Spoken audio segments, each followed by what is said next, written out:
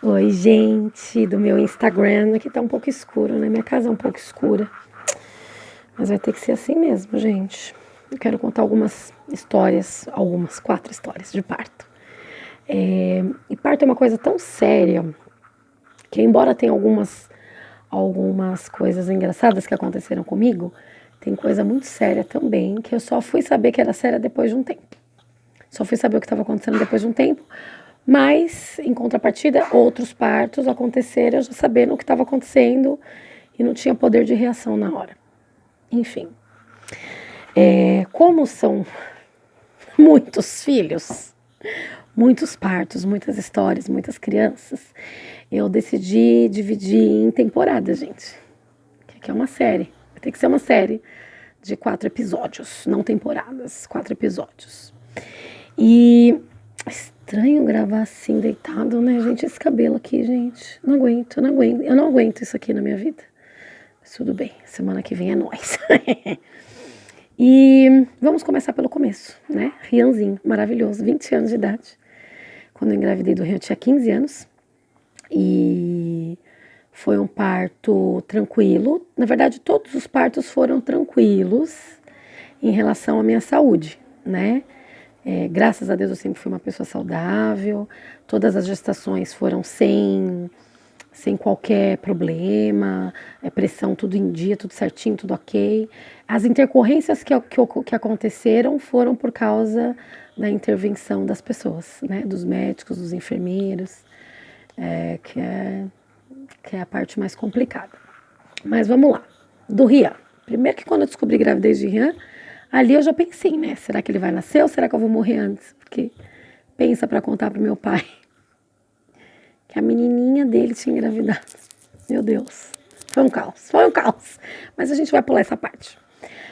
Do Rian foi assim, 39 para 40 semanas por aí. E eu tava indo dia sim, dia não, para fazer o cardiotoco, fazer o acompanhamento do coraçãozinho, do líquido amniótico, para ver como é que tava, se tava tudo certo, se tava na hora, não. Porque assim, as crianças da minha vida, gente, ninguém quer nascer não. O povo quer ficar aqui dentro porque tem espaço, é grande e quer ficar dentro do meu útero mesmo e tá tudo certo. Ninguém quer nascer por si só, uma benção. E aí, um dia antes dele nascer, no dia 30 de março, eu fui fazer o último ultrassom e a médica falou: olha, a mãe vai nascer entre amanhã, né, entre dia 1º e dia 2 de abril. No máximo, dia 2 nasce. Falei: tá bom. No dia seguinte, eu fui fazer o cardiotoco e quando eu cheguei lá, o médico falou assim: olha, eu já vou induzir seu parto porque já tá com 40 semanas e mal ele sabia. Mal sabia eu que podia nascer até 41. Enfim, 42, mas tudo bem.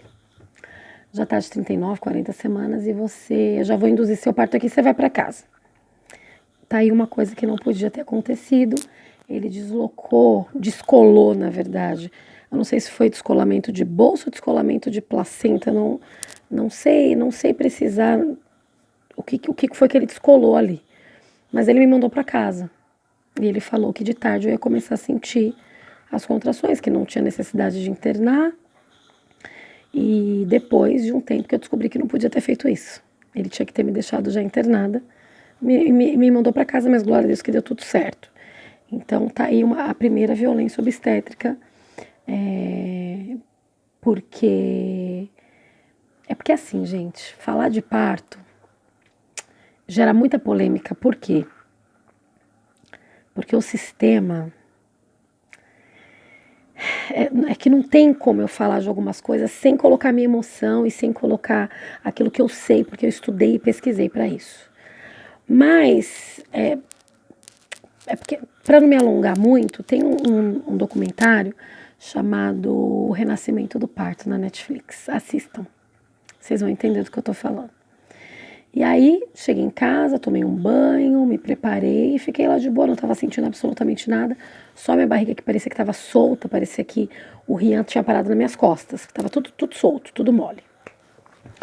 Aí, quando foi 4 horas da tarde, eu falei pra minha irmã: nossa, tô sentindo uma cólica, coliquinha, enjoada. Silene, minha irmã, desesperada. Pode sentir cólica, não. Cólica não pode, você já tá de 9 meses. Falei, não, mas é uma cólica de menstruação, Jô. Ela, não, mas não pode sentir cólica. Falei, nossa, gente, exagerada, imagina, gente. Meia hora depois eu tava como, meu Deus, a criança vai nascer aqui, vai nascer. Alguém vai ter que fazer o parto, vai nascer aqui. Desesperada, gente. Meia hora depois eu tava como? Tirando os cabelos da cabeça. Dor, dor, dor. Uma dor, uma dor, uma dor, uma dor, uma dor. Aí chegaram rapidinho, me levaram pro hospital. Chegaram, pai de Rian, chegou, me levou pro hospital. Meus filhos têm pai, gente, pelo amor de Deus. Me levou pro hospital, aí cheguei lá, já tava com 7 dedos. Daí subi pra sala de pré-parto. E assim, né, você ouve, eu ouvi a gestação inteirinha. Silene, não grita, porque se gritar as enfermeiras vão judiar de você.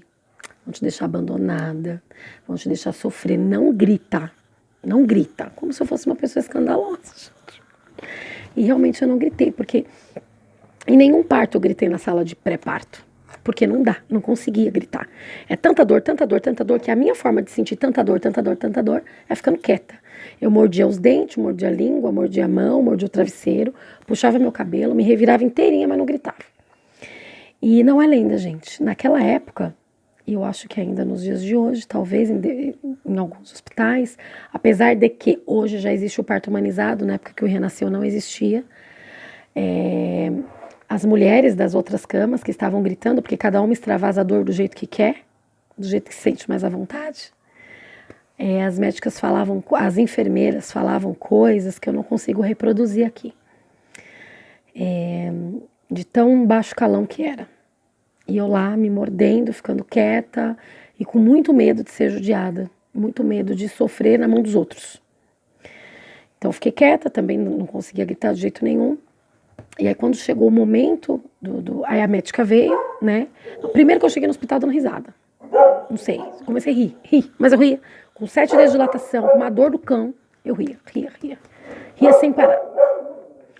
Algumas enfermeiras devem ter achado que eu fumei maconha. Na verdade, tem gente que até hoje acha que eu, de vez em quando, puxo um. Mas não puxo, gente. Isso aqui é só eu mesma, tá? Dou risada de qualquer coisa. Dou risada. Eu gosto. Problema meu. Mas naquele momento a enfermeira acho que achou que eu tava, sei lá, bem louca. Ela falou assim, mas esse tá com 7 dedos mesmo? Deixa eu ver aqui. Olhando pro prontuário, ela, nossa, tá com 7 dedos. Não tá doendo, não. Eu falava, tá doendo. E ria. Eu chorava e ria, chorava e ria. Eu acho que era nervoso, né? Daí, beleza. Aí quando foi umas 7 e pouco, a médica veio, estourou minha bolsa, ainda fiquei lá mais um pouquinho. Aí chegou a hora, e assim, algumas enfermeiras ficaram com dó de mim, porque eu era tão magrinha, tão pequenininha. Você tá rindo do quê? É difícil de acreditar que quando eu fui pequenininha, só tinha barriga, gente. E peito e cabelo, não tinha mais nada. Algumas coisas eu continuo não tendo até hoje, mas isso daí não tem nada a ver. E aí tinha uma que vinha fazer assim na minha perna, ai, tadinha, tão magrinha, oh meu Deus, Senhor, dá força pra ela. Elas achavam que eu não ia conseguir parir o Rian. Aqui! Nasci pra parir. Nasci pra parir. 15 anos, magrinha. Meu apelido era Bambu Pavaral. Hoje em dia seria bullying, naquela época era um elogio. Eu não gostava. Hoje, eu lembrando, eu vejo como eu fui elogiada quando eu passava na rua. Olha o Bambu Pavaral. Ainda bem que ninguém mais faz isso hoje em dia, porque senão o apelido ia ser outro, né? Mas amém. Daí fui pra sala de parto. E, gente, pelo amor de Deus. A pior forma de você ter um parto normal é deitada, gente. É a pior coisa. E os hospitais ainda não entenderam isso. Graças a Deus, hoje tem as casas de parto, que você vai, você tem o filho do jeito que você quiser. Mas os hospitais ainda não entenderam, não. Não entenderam que fisiologicamente, que nem você caga deitado, você não caga deitado. A gente tem que soltar o português claro aqui. Por que para ter um filho você tem que ter deitado, gente? Tem que ter, né? De cócoras, agachada. Não, mas nos hospitais eles querem deitar você para fazer a criança descer. Estudaram física, né? Mas enfim. Aí você deita numa mesa que cabe só suas costas, tem 2 ganchinhos assim. As pernas ficam 3 metros de altura, com 3 metros de envergadura de aberta. Você começa o seu show. Daí, a médica falou, você pode, quando vir a dor, você faz a força. Eu falei, tá bom. Vinha a dor, aí saiu o grito, sai a alma, o seu espírito, sai tudo. A criança é a última coisa que sai. Não, no do Rian eu não fiz isso que você tá pensando, só depois. Depois eu conto quando eu fiz. No do Rian eu ainda não fiz isso que você tá pensando. Do Rian não aconteceu. Mas o que você está falando? Nos outros vídeos você vai entender, porque eu vou contar, gente. Eu vou contar porque eu sou dessas. Tem que contar, tem que falar. Senão não tem graça. Beleza. Eu tô fazendo força, eu tô ouvindo a médica. Que barulho é esse? Ela, eu tô te cortando, mas pode fazer força. Aí, anos depois, a gente descobre que não pode cortar. Se a criança dilacerar na hora que nasce, aí o médico dá um ponto ali, dá uns pontinhos. Mas não precisa cortar o períneo, né? E aí que dá vontade de falar muitas coisas sobre o sistema de parto no Brasil, mas aí eu vou me alongar. Posso fazer um outro vídeo falando. E aí, na segunda vez que eu fiz, foram 3 vezes que eu fiz força. Na segunda vez, uma enfermeira montou em cima de mim aqui, para empurrar Rian para baixo. Também não sabia que isso não podia. Eu também não sabia que isso era violência obstétrica. Porque na hora que ela sobe, porque ela sobe com toda a força com o antebraço. E o teu ar sai, você não tem mais ar, é horrível, é a pior sensação do mundo. Porque eu falei, eu vou morrer. Naquela hora ali eu achei que fosse morrer. Aí eu só lembro que saiu um grito, sai de cima de mim. Aí a médica, se você não fizer força, eu vou ter que fazer fórceps. Você quer que tire o seu filho com ferro? Aí veio uma força de Deus, assim, que com certeza, com aquela força que eu fiz para renascer, eu empurraria um trator, um caminhão, de sei lá quantos eixos, com certeza. Porque é uma força que só Deus para te dar mesmo. Aí na terceira vez que eu fiz força, eu desfaleci, não ouvia nada. Eu só lembro que eu olhei no relógio, era 8h19 da noite, e Rian nasceu. Às 8h19 da noite, num sábado, no dia 31 de março de 2001, pesando 3,740 kg, com 49 centímetros. Lindo. Eu ouvi o choro dele bem de longe, porque não me ensinaram que tinha que fazer força com o bumbum, com a bunda, igual você fez cocô. Não ensinaram isso. Não falaram isso pra mim na hora que eu tive o Rian. Então eu fiz muito força com o rosto, muito. Então aqui ficou cheio de bolinha. Eu tenho, tá vendo isso aqui, ó? Essas sardas. Isso aqui não é sarda que eu nasci com elas, tá vendo? Isso daqui é de força que a gente faz pra criança nascer. E no do Rian ficou aqui, ó, aqui já sumiu. Do Rian eu fiquei toda cheia de manchinha, de pintinha marrom aqui. Porque eu fiz força com o rosto. Então, na hora que ele nasceu, eu dei uma desfalecida assim, ouvi o choro dele bem longe. E eu comecei, cadê meu filho? Eu quero meu filho, não tô ouvindo meu filho. Aí eu ouvi o chorinho dele de longe. E aí eu comecei, né? Glória a Deus, ele nasceu. E comecei a rir e chorar ao mesmo tempo. E aí na hora que veio, eu contei todos os dedinhos para ver se estava tudo certo. E ele já veio, já ficou comigo. E é um cheirinho único, é um cheirinho assim... Um cheirinho, e eu lembro, gente, que quando eu tava com 8 meses de gestação, eu falava assim pra minha mãe, como que eu vou amar essa criança, mãe? A minha mãe, Sirene, mas você já ama.